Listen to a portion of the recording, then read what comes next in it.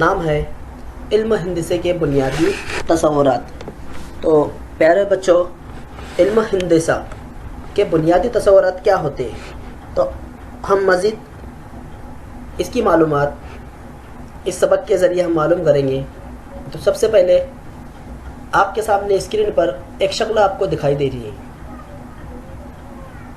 آپ جانتے ہوں گے یہ شکل کون سی شکل ہے۔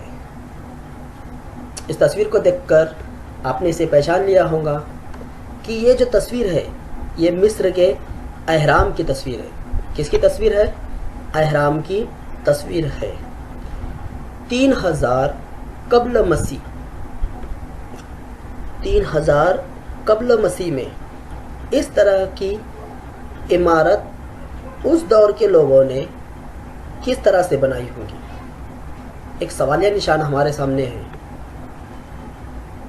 کہ 3000 قبل مسیح، ابھی ہمارا ہجری شروع ہے، یعنی 3000 قبل مسیح میں جب نہ تو کوئی ہمارے پاس ٹیکنک تھا کہ ہم ٹیکنک کے ذریعے اسے ہم بنا سکتے ہیں، اس دور میں ہمارے پاس جانوروں کے علاوہ جو مضبوط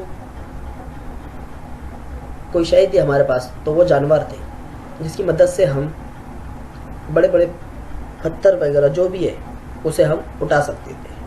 لیکن یہاں پر سوال پھر بھی ایک پیدا یہ ہوتا ہے کہ اسے بناتے وقت آپ اگر اسے دیکھیں غور سے تو یہ دنیا کی تاریخوں کی عجوبوں میں سے ایک عجوبہ اسے مانا جاتا ہے۔ تو آئیے ہم علم ہندسہ کیا ہے، علم ہندسہ، ہم علم ہندسے سے ہی پوچھتے ہیں کہ بتا علم ہندسہ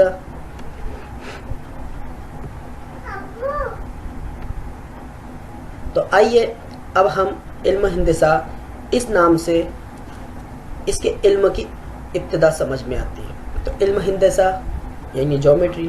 تو پیارے بچوں، میں نے یہاں پر جیومیٹری لکھا، آپ دیکھ رہے ہوں گے، جس میں پہلا جو نام ہے جسے میں نے ریڈ کلر سے بتایا ہو وہ ہے جیو، اور جیو کا معنی ہوتا ہے زمین۔ اور اگلا جو لفظ ہے جسے میں نے بلیک سے ظاہر کیا ہو وہ ہے میٹری، جسے ہم اس کی تیسری شکل میں میٹرون پڑھتے ہیں، جس کا مطلب ہوتا ہے پیمائش۔ اب اگر ہم ان دونوں کو ملا کر پڑھتے ہیں تو ہماری سمجھ میں آ جاتا ہے زمین کی پیمائش، یعنی زمین کی پیمائش کی ضرورت محسوس ہونے سے اس مضمون کی ابتدا ہوئی، ایسا قیاس ہے، ایسا لوگوں کا خیال ہے۔ تو آئیے علم ہندسہ یہ سبق ہم لوگوں تک کون سے ریاضی داں نے پہنچائے؟ تو سب سے پہلا نام آتا ہے تھیلیس۔ یہ قدیم یونانی ریاضی داں ہے، یہ یونان کا رہنے والا ایک ریاضی داں ہے جس نے دو مثلثوں کے متشابہ کی خصوصیات کی مدد سے اہرام کی لمبائی اس کے سائے کی مدد سے ناپی تھی۔ اگلا نام ہمارے سامنے فیثاغورس، اسے سبھی جانتے ہیں، تمام طلباء جانتے ہیں۔ یہ تمام کے تمام ہمارے غیر ممالک کے ریاضی داں ہیں۔ تو جس طرح سے انہوں نے علم ہندسہ میں بڑھوتری کی تو اسی طرح سے ہمارے بھارت کی بھی کچھ ریاضی داں ہیں جنہیں علم ہندسہ کا گہرا علم تھا، جس میں ہمارا پہلا نام ہے آریہ بھٹ، ورہا میر، اس کے بعد برہم گپت، بھاسکر آچاریہ وغیرہ تمام ریاضی داں نے اس مضمون میں قیمتی اضافہ کیا۔ تو پیارے بچوں، علم ہندسہ آپ کی سمجھ میں آ گیا ہوگا کہ علم ہندسہ یعنی کیا، زمین کی پیمائش ہوتی ہے۔ آئیے پڑھتے ہیں۔ تو پیارے بچوں، آئیے سمجھ لیں کہ علم ہندسہ کے بنیادی تصورات میں ہمارا جو پہلا نقطہ ہے، اس میں نقطہ خط اور مستوی کا ذکر کیا گیا ہے۔ ویسے تو نقطہ اس کی کوئی تعریف ہمارے پاس موجود نہیں ہے، لیکن ہم اسے بناتے کیسا ہے تو غور کیجئے، کسی پین یا پنسل کی نوکدار کو جب ہم کاغذ کی سطح پر مس کرتے ہیں تو تو اس سے جو شکل ہمیں ملتی ہے وہ نقطہ کہلاتی ہے۔ ظاہر سی بات ہے ہم نے نقطہ بنا لیے تو اسے نام دینا تو ضروری ہے، تو ہم اسے انگریزی کے بڑے حروف سے ظاہر کرتے ہیں۔ کس سے ظاہر کرتے ہیں؟ انگریزی کے بڑے حروف سے۔ جیسا کہ مثال کے طور پر یہاں پر ایک نقطہ آپ کو بنتا ہوا دکھائی دیا، اسے میں نے انگریزی کے بڑے حروف اے سے ظاہر کیا۔ اب ہم اگلے ہمارے سائڈ ہیڈنگ کی طرف بڑھتے ہیں جو ہے خط۔ تو پیارے بچوں، میں نے شروع کیا نقطے سے، اب اس کے بعد میں شروع کر رہا ہوں خط، بعد میں شروع کر رہا ہوں خط سے۔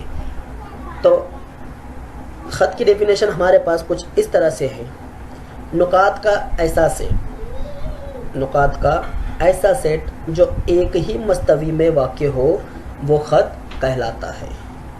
پیارے بچوں، آپ نے خط کی تعریف کچھ اس طرح سے بھی سنی ہوگی کہ نقاط کا ایسا مجموعہ، نقاط کا مجموعہ خط کہلاتا ہے۔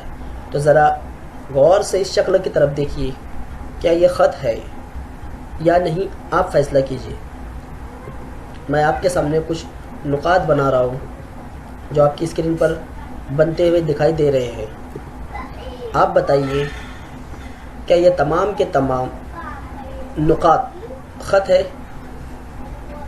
نہیں۔ تو جو ہماری ڈیفینیشن ہے خط کا، نقاط کا مجموعہ خط کہلاتا ہے، یہ ڈیفینیشن ہماری درست نہیں ہے۔ خط اس طرح سے ہوتا ہے جس کی دو سرے ہم کو دکھائی دیتے ہیں، جسے ہم نے نام دیا اے اور بی۔ یہ دونوں سمتیں لامحدود کی علامت کو ظاہر کرتے ہیں۔ تو بچوں، آپ کی سمجھ میں آ گیا ہوگا خط کی ڈیفینیشن بھی۔ اب جو لفظ مستوی ہے، تو آئیے ذرا اس مستوی کی طرف ہم بڑھتے ہیں۔ مستوی کیا ہوتا ہے؟ دیکھیے آپ کے مقابل میں ایک شکل دکھائی دے رہی ہے جو ایک میز کی شکل ہے، اور اس کی اوپری سطح کو ہم نے 4 نشانوں سے ظاہر کیا جو الگ الگ ڈائریکشن میں دکھائی دے رہی ہے۔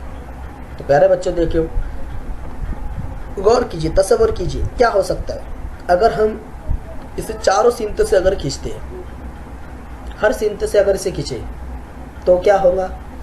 تو تمام سمت ہمیں بڑی اپنی سمتوں میں بڑھتے ہوئے دکھائی دیں گی اور وہ وسیع ہوتی جائیں گی۔ آپ سبھی جانتے ہیں۔ تو اس سے ہمیں کیا سمجھ میں آتا ہے؟ تو ہم مستوی کو ہم اس طرح سے بیان کر سکتے ہیں کہ تمام سمتوں میں لامحدود ہونے والی، تمام سمتوں میں لامحدود ہونے والی ہموار سطح کو مستوی کہتے ہیں۔ یعنی جس سمت میں اگر ہم مستوی کی کوئی جانب کو اگر کھینچتے ہیں تو وہ اپنی سمت میں ہی بڑھیں گی، نہ کہ دوسری سمتوں میں۔ بات سمجھ میں آ گئی؟ تو خط میں جو لفظ مستوی استعمال کیا گیا ہے یہ اسی بات کو ظاہر کرتا ہے کہ اگر نقطہ اے ہے اور اگر وہ بی کی طرف بڑھتا ہے تو بی کی طرف ہی سیدھا سیدھا بڑھے گا، نہ کہ جس طرح سے ہم نے جو دوسری شکل ہم کو آپ کو سامنے دکھائی دے رہی ہے اس طرح سے ہماری خط کی ڈیفینیشن ہم ظاہر نہیں کر سکتے۔ اس سبق کا پہلا نقطہ جو ہے نقطوں کے محدد اور فاصلہ، اس کے بارے میں آپ کو تو اچھی طرح سے پتہ ہے کہ نقطہ کیا ہوتا ہے۔ اس ہیڈنگ میں ہم کو 3 نام دکھائی دے رہے ہیں، پہلا نقطہ، دوسرا محدد اور تیسرا فاصلہ۔ تو نقطے سے آپ اچھی طرح سے واقف ہو چکے ہیں، پچھلی سلائیڈ میں آپ نے نقطہ دیکھا۔ اب محدد اور فاصلہ کیا ہوتا ہے ذرا ہم اسے بھی دیکھ لیتے ہیں۔ تو پیارے بچوں، ذیل میں ایک عددی خط آپ کو دکھائی دے گا۔ آپ اچھی طرح سے جانتے ہیں کہ عددی خط پر جو نمبر ظاہر کرتے ہیں وہ ہمارے صحیح عدد ہوتے ہیں۔ تو آپ شکل میں غور سے دیکھیے، نیچے کی سمت میں ہندی سے دکھائی دے رہے ہیں اور اوپر الفابیٹیکل آرڈر میں کچھ ہم نے نام استعمال کیے۔ تو یہاں پر نقطہ اور محدد، اگر پچھلی سلائیڈ کسی کی سمجھ میں آ گئی ہوں گی تو یہاں پر وہ بچہ بآسانی سمجھ سکتا ہے کہ نقطہ یعنی کیا۔ تو آئیے ذرا ہم اسے سمجھتے ہیں۔ یہاں پر نقطہ ڈی جو ہے وہ ایک کو ظاہر کرتا ہے۔ دیکھ سنیے غور سے، نقطہ ڈی ایک کو ظاہر کرتا ہے۔ تو یہاں پر 2 نام ہم استعمال کر رہے ہیں، نقطہ اور محدد۔ تو نقطہ تو آپ کو پتہ چل گیا، نقطہ یعنی انگریزی کے تمام الفابیٹ، اور محدد یعنی وہ الفابیٹ جس نقطے کو ظاہر کر رہے ہیں وہ اس کے محدد ہوں گی۔ تو یہاں پر ہم یہاں کہہ سکتے ہیں کہ عدد 1 کو نقطہ ڈی کا محدد کہتے ہیں۔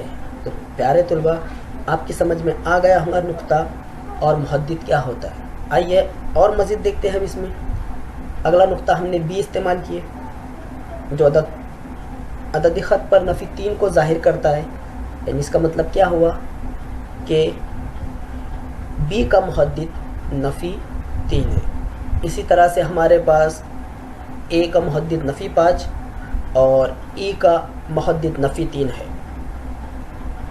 تو پیارے بچوں، نقطہ اور محدد، نقطہ انگریزی کے الفابیٹ سے ظاہر ہوتا ہے اور محدد ہمارے ہندسی عدد ہوتے ہیں۔